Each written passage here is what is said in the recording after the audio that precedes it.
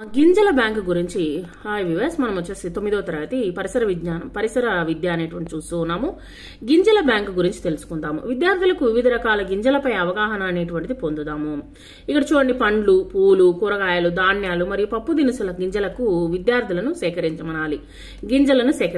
చెట్లు, నర్సరీలు, ఇంటిలోని తోటలోని విత్తనాలను కూడా సేకరించమనాలి. ఆకారము, రంగు వాటిని సేకరించి ప్రదేశాలను బట్టి వాటిని వర్గీకరించి విద్యార్థులను పరిశీలించమనాలి. వర్గీకరణ విషయాలను చర్చించమనాలి. గింజల వర్గీకరణ మరియు కేటలాగ్ ద్వారా దాన్ని పరిశీలన కార్నర్లో క్రియాత్మక పనిగా ప్రదర్శించాలి. విద్యార్థి వాళ్ళ స్నేహితులకు గాని పెద్దవారికి గాని ఇచ్చి వాటిని నాటి చెట్లుగా పెంచమని చెప్పాలి. విద్యార్థులను కొన్ని గింజలను సేకరించమని చెప్పి ఆ గింజలను 2 భాగాలుగా చేయమని చెప్పాలి.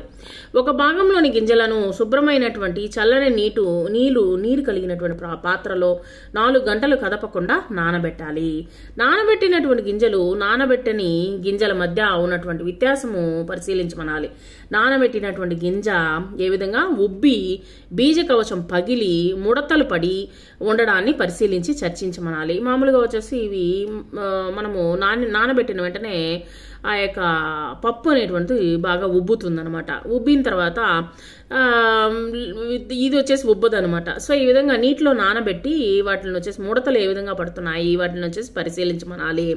సో విద్యార్థులను మట్టితో నింపినటువంటి తొట్టెలో కొన్ని గింజలు నాటమని చెప్పాలి.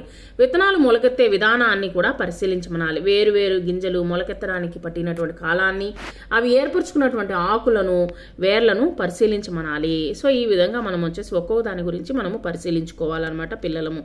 Thank you very much.